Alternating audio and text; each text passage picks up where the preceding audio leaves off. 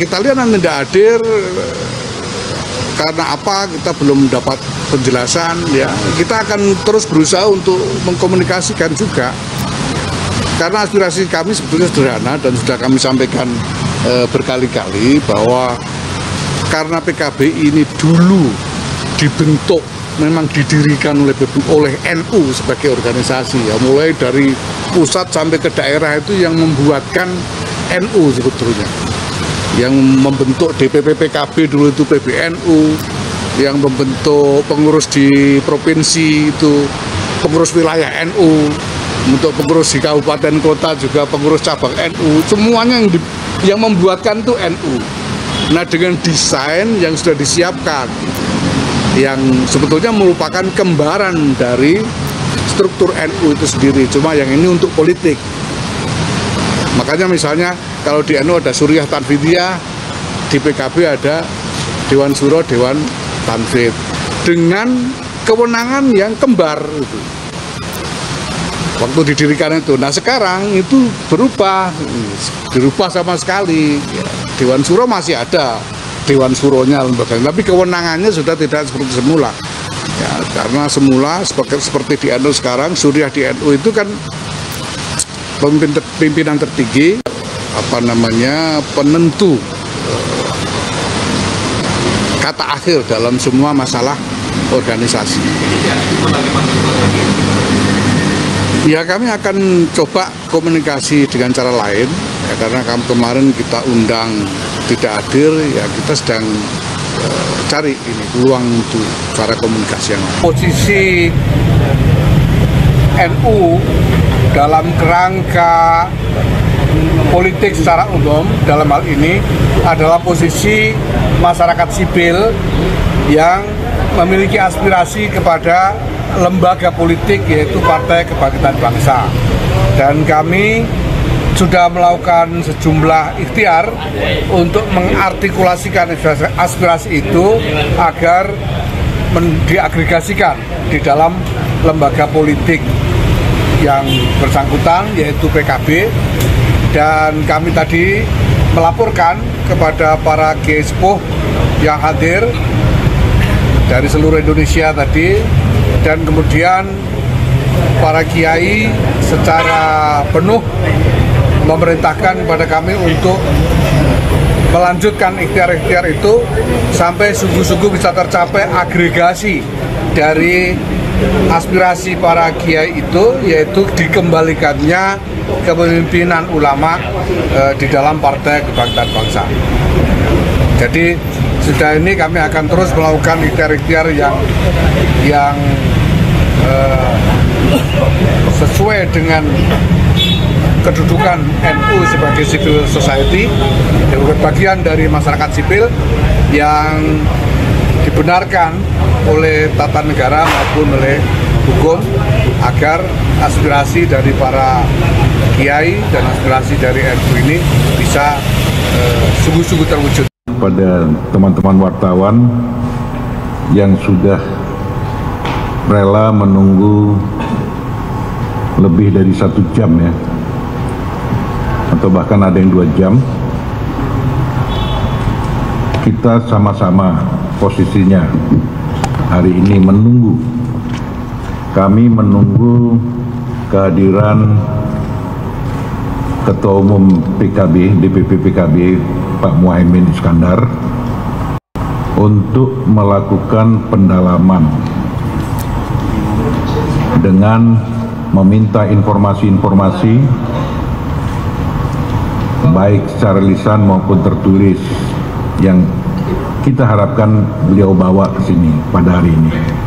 Tetapi sampai saat ini tidak ada informasi sedikit pun mengenai apakah beliau akan hadir atau tidak. Nah, setelah 1 jam lebih kita menunggu, kita simpulkan Pak Muhaimin tidak hadir. Pertanyaannya adalah kenapa tidak hadir? Ini mungkin sama dengan teman-teman sekalian yang mempertanyakan kenapa tidak hadir. Padahal kami sudah menunjukkan niat baik, mengundang dengan agenda yang jelas melakukan konfirmasi-konfirmasi dari apa yang kami lihat, kami dengar, dan kami terima, baik itu dalam bentuk dokumen maupun informasi-informasi, pemberitaan-pemberitaan, dan lain sebagainya. Kami akan klarifikasi kepada beliau sebenarnya dengan cara seperti itu, dengan cara langsung bertemu, tatap muka. Tapi alhamdulillah, ketidakhadiran beliau ini tentu tidak mendukung upaya konstruktif PBNU untuk melakukan perbaikan dari partai PKB ini. Padahal tidak terlampau banyak masalah yang akan kami angkat. Kita fokus di 3 hal kaitannya dengan DPP PKB berdasarkan kesimpulan yang sementara ini sudah ada di pihak tim panel ini. Yang pertama masalah kewenangan dari Dewan Suro yang semakin hari semakin menipis, semakin bergeser ke Ketua Umum DPP PKB. Nah, hal ini kita ingin konfirmasi kepada beliaunya. Yang kedua masalah permusyawaratan, juga kami ingin konfirmasi. Yang ketiga kaitannya dengan tata kelola organisasi. 3 hal ini yang kita fokus untuk lakukan pendalaman. Tetapi hari ini kami tidak memperoleh